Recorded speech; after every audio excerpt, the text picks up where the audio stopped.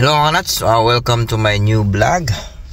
Nandito ngayon ako sa parking lot mga nuts at nag-aantay ako sa aking misis. Oo, dinit ko yung misis ko mga nuts dahil ang tawag dito ganyan talaga mga nuts. Kung gusto nyo mag forever, huwag kayo mag-celebrate ng Valentine's ng on time. Oo, para makatipid kayo mga nuts. Doon na kayo mag-celebrate sa ang tawag after Valentine's. Mura ng bulaklak doon. At saka hindi sasamantalain. Yan mga wise move ng mga mga nuts. Yung forever. Sana forever. Nandito tayo sa plaza mga kanuts.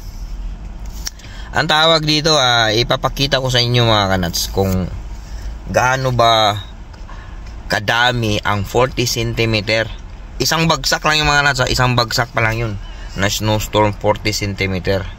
Isipin mo mga nuts kung magkasunod-sunod yung 40 cm. 5 bisis, 3 bisis, 4 na bisis, o let's say mga nuts, kasi ang snowstorm dito sa Toronto mga nuts, ang naalala ko na pinaka marami na yung yung hindi naman sunod-sunod pero within one season, 5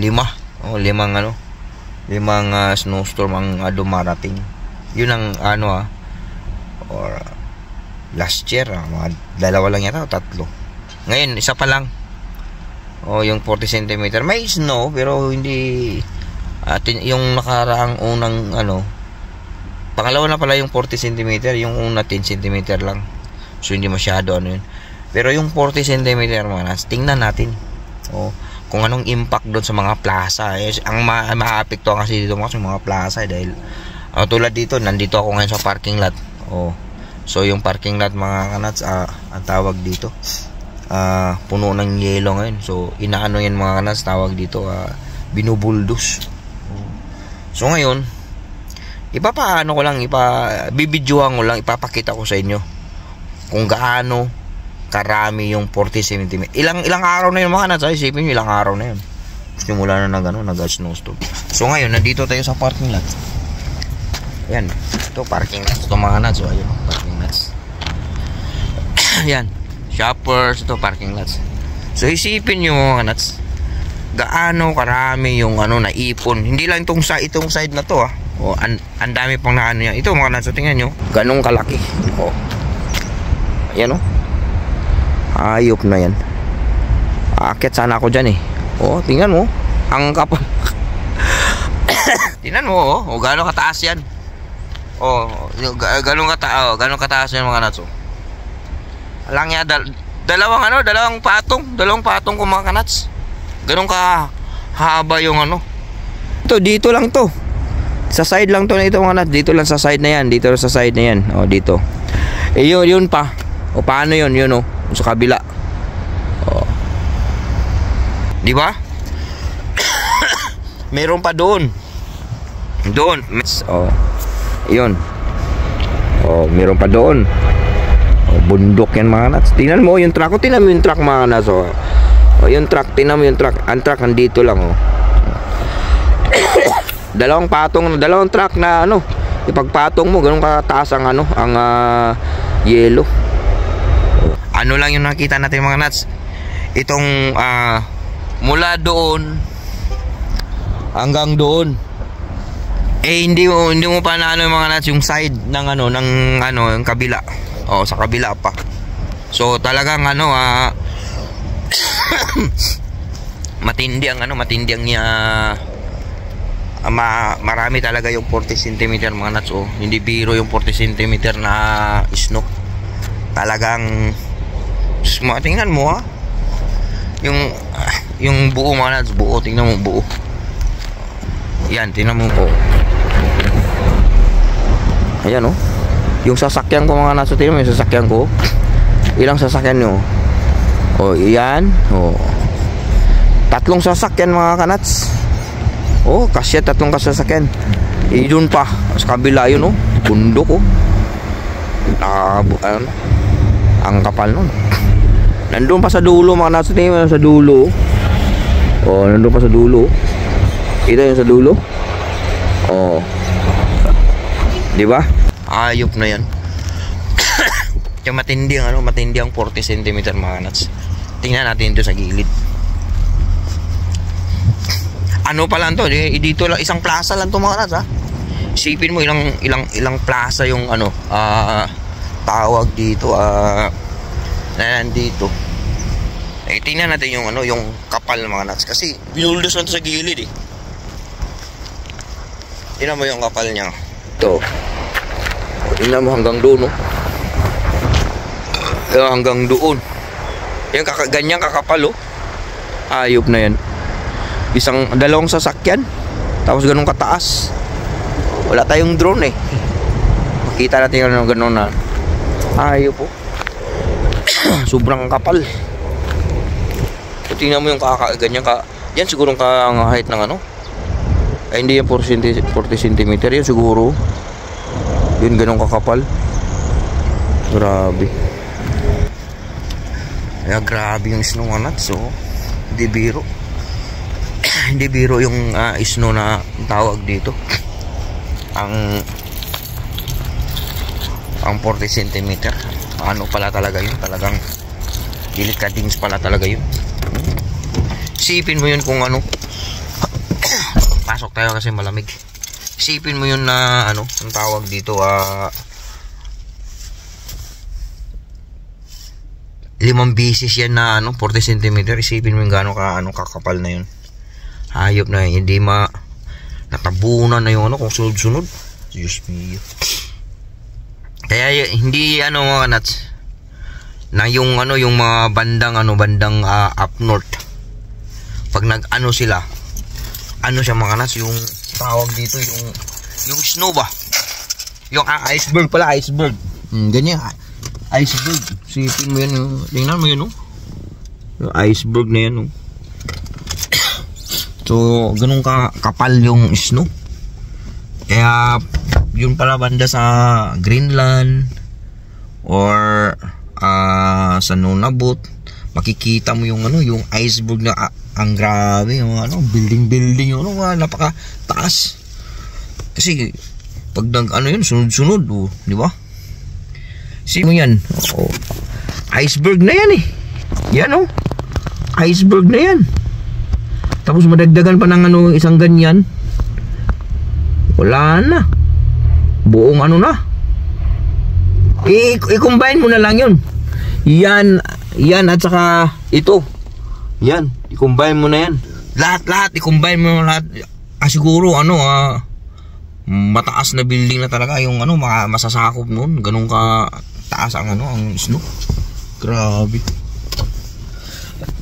Ang hirap naman pala na yung mga nasa nasa ang tawag dito kung dun ka sa bandang bandang norte. Mahirapan ka mga kanats na yung tawag dito yung mag-drive ba. Siguro yung na ginagamit dun, kaya na siguro yung parang chain. Yung chain na yung ginagamit ba para, kasi kung gulong mga lulubog yun eh. Lulubog yun. Kaya yung mga skido na yun eh, chain yun eh, umiikot-ikot. Kasi maganyan, kung sa ibabaw ka niyan, kung gagamit ka ng gulong, lulubog yan, wala, hindi ka isipin mo gaano ang thickness. Kung yan lang yan ganyan ka thickness gaano kahaba, ilang 1 meter yan, mula dito hanggang sa baba dito sa dulo yan, 1 meter. So kung maggulong ka, wala, lulubog yung sasakyan mo. Hindi ka makakalayo. Hirap, no? Ayoko na lumabas talaga sa Toronto mga nuts. So nabivisualize nyo yung mga nuts. Isipin mo yung mga shout out sa mga taga Manitoba, taga Saskatchewan, taga Alberta, lalo na dun sa sa Yellowknife. My God, ang hirap doon, ang matindang doon, ang snow doon. Yellowknife, North Territories, Yukon. My God. Gaano kakapal ang mga snow doon. Kaya yung ano, yung tinatawag na avalanche, yung malapit sa bundok pag yung mga nag-i-slide. Delikado pala yun. Isipin mo, kakapal ang tatabon sa'yo. Isipin mo yun, paano ka pahahanapin ngayon? Di ba? Isipin mo, sino yung nakakalam yan sa avalanche? Yung avalanche mga kanats, ano yan, yung nasa bundok. Tapos yung snow naiipon. O sa sobrang dami mga kanats. Tapos may doon, hayop man o doon, sa taas, nag-trigger. Mag-slide yun mga kanats. Bababa yan. Gaganon. Kaya patay. Pag naabutan ka avalanche mga nats, na wala ka ng balanse, patay ka na dyan mga nats, wala nang kabala-balanse. So talagang tigok ka na yan, isipin mo naman na wala, hindi ka malalanta. Kasi prusin yan, mapuprusin ka eh. So hindi ka rin mabubulok dahil mapuprusin ka.